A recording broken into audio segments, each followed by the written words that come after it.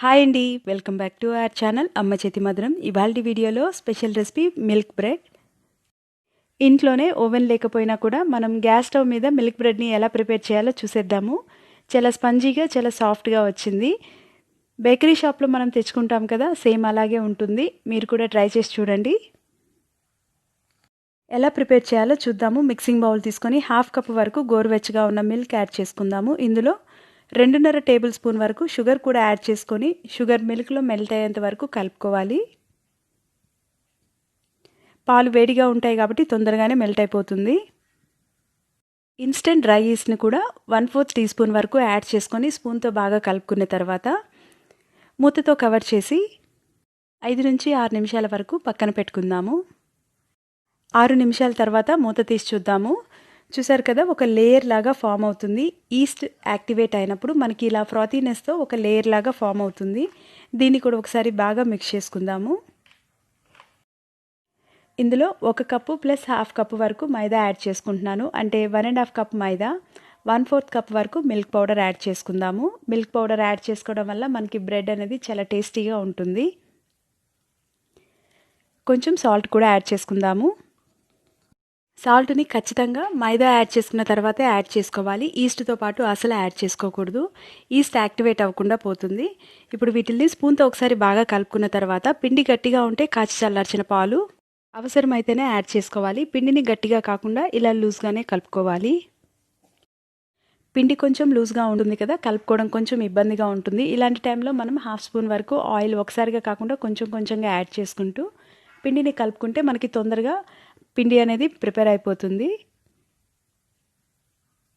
పిండి జారుగా ఉంటూ చేతికి అంటుకుంటుంది కదా, ఇలాంటి టైంలో మనం అదే చేతితో కలుపుకోవడం వల్ల పిండి తొందరగా ఫామ్ అవ్వదు. ఒకసారి చెయ్యి నీట్గా క్లీన్ చేసుకున్న తర్వాత వెట్ లేకుండా డ్రై చేసుకొని స్ట్రెచ్ అండ్ ఫోల్డ్ మెథడ్లో కనీసం 10 నుంచి 12 నిమిషాల వరకు పిండిని సాఫ్ట్గా కలుపుకోవాలి. మనం పిండిని ఎంత సాఫ్ట్గా కలుపుకుంటే మనకి బ్రెడ్ అంత సాఫ్ట్గా వస్తుంది.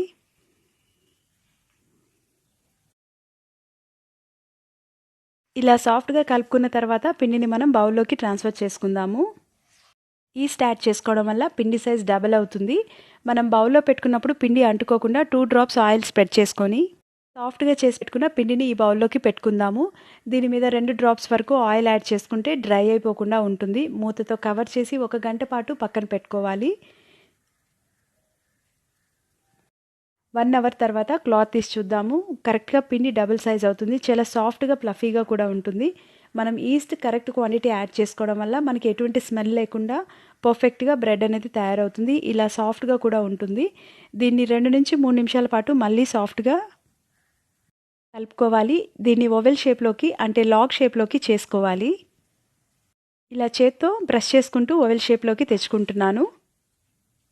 ఎక్కడైనా మీకు బ్రేక్స్ ఉంటే పిన్ చేసినట్లుగా చేసి మనం బ్రేక్స్ని కవర్ చేసుకోవాలి. బేకింగ్ మౌల్ తీసుకొని ఇందులో ఆయిల్ కానీ బటర్ కానీ కంప్లీట్గా స్ప్రెడ్ చేసుకుందాము. మీ దగ్గర బటర్ పేపర్ అవైలబుల్ ఉంటే బటర్ పేపర్ కూడా పెట్టుకోవచ్చు. పిండిని సాఫ్ట్గా ప్రెస్ చేసుకుంటూ ట్రేలోకి పెట్టుకోవాలి. దీన్ని కూడా 1 గంట పాటు పక్కన పెట్టుకుందాము. మనకి సైజ్ అనేది కొంచెం ఇంక్రీజ్ అవుతుంది. 1 అవర్ పక్కన పెట్టుకున్నాం కదా, ఇప్పుడు క్లాత్ తీసి చూద్దాము. చూసారు కదా, సైజ్ కొంచెం ఇంక్రీజ్ అయింది. దీని మీద కాచి చల్లార్చిన పాలని స్ప్రెడ్ చేసుకుందాము. హోమ్ మేడ్ ఓవెన్ని సెటప్ చేసుకుందాము. మనం స్టవ్ మీద చేస్తున్నాం కదా, గ్యాస్ ఆన్ చేసుకొని అడుగు మందంగా ఉన్న బౌల్ పెట్టి ఇందులో సాల్ట్ కూడా యాడ్ చేసుకుందాము. బౌల్ కానీ స్టాండ్ కానీ పెట్టుకొని మూతతో కవర్ చేసి హైలో ఉంచి 10 నిమిషాలు వేడి చేసుకోవాలి.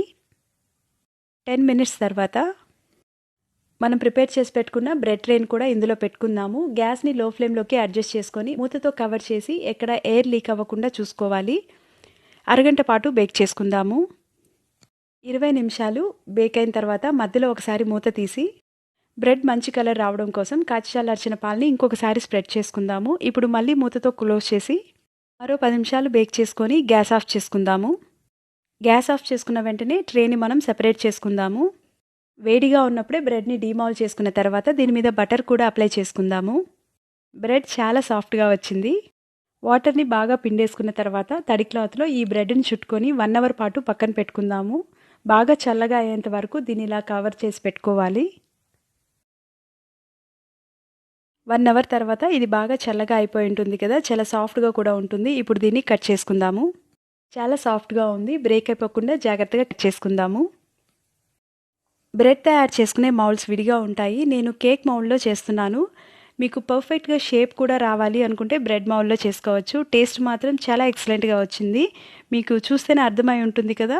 నేను కొంచెం లావుగా కట్ చేస్తున్నాను, మీరు పల్స్గా అయినా కట్ చేసుకోవచ్చు. నాది చిన్న సైజులో బ్రెడ్ వచ్చింది కాబట్టి కొంచెం లావుగా కట్ చేస్తున్నాను.